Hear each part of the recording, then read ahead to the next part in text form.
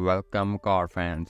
Today, let's dive into the life of Karl Benz, the brain behind Mercedes Benz, and learn about the incredible journey that led to the birth of one of the most iconic car brands in history.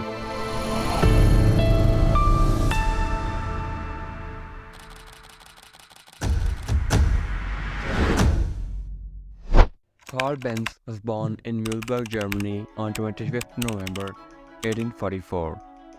Born into a low-class household, his father was a locomotive driver who barely managed to sustain his family enough to get by. When he was 2 years old, his father died, leaving him and his mother in dire financial straits. At the age of 9, Benz was sent to the Karlsruhe Gymnasium, where, amongst other subjects, he studied chemistry and physics. He excelled, and within a few years, he was appointed assistant to the master of physics.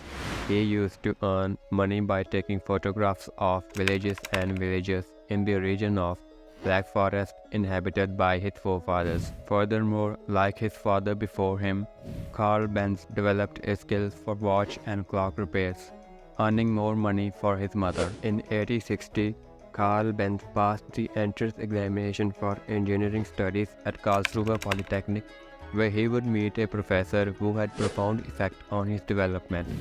His name was Ferdinand Rettenbacher, founder of scientific mechanical engineering. It's probably no coincidence that Rettenbacher also taught Emil Skoda, the founder of Skoda Works. Later, having completed his studies, Benz began work as a mechanic, joining the engine construction company in Karlsruhe.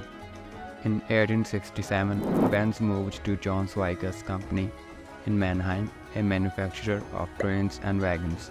2 years later, Benz was on the move again, this time to the bridge-building firm Benckiser Ringer.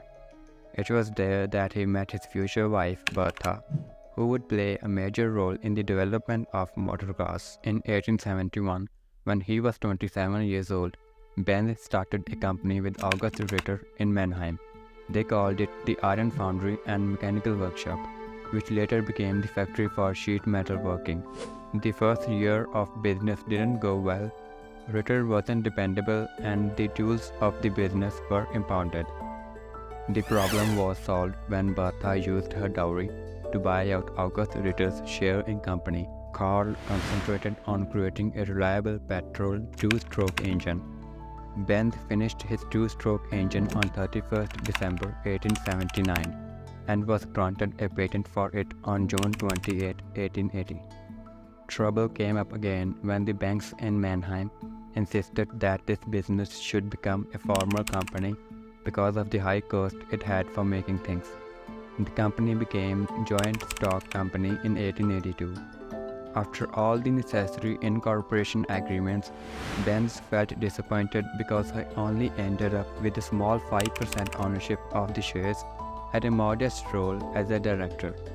What made things even worse was that his suggestions were ignored when they were creating new products.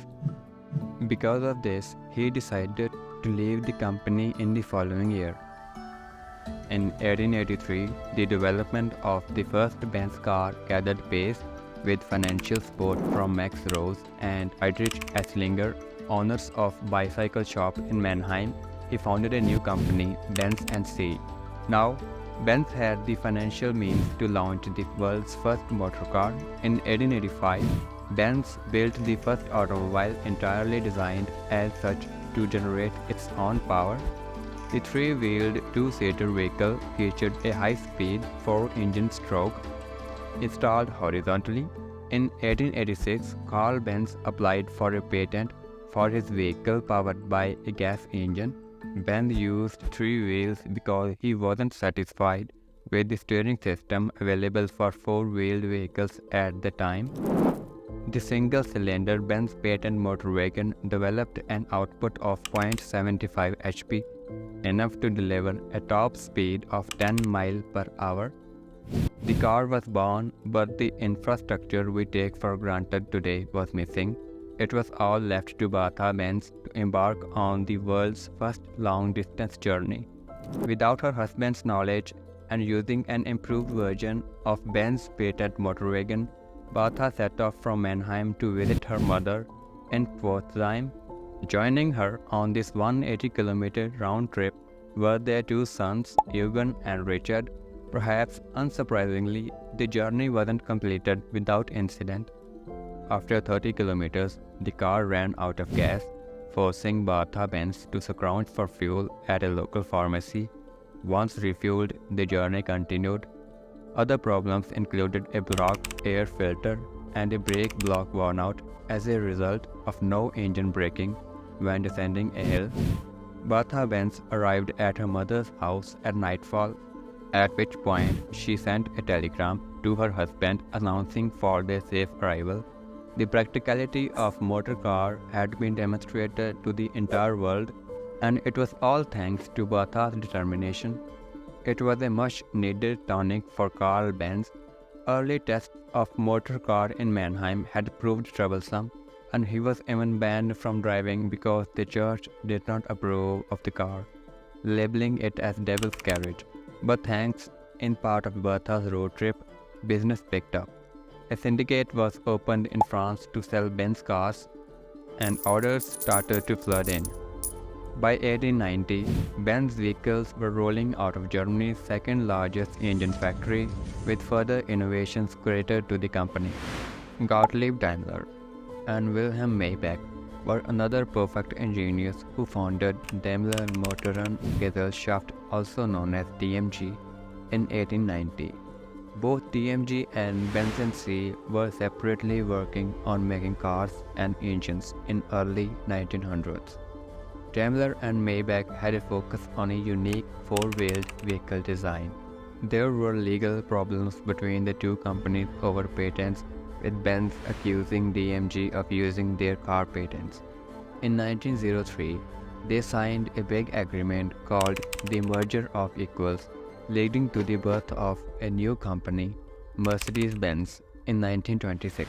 The merger happened because after the World War I, Germany had tough economic times with war reparations and debt. This affected business, including the car industry, dealing with lower consumer spending and economic uncertainty. Both Benz and DMG saw the need to work together during these hard times.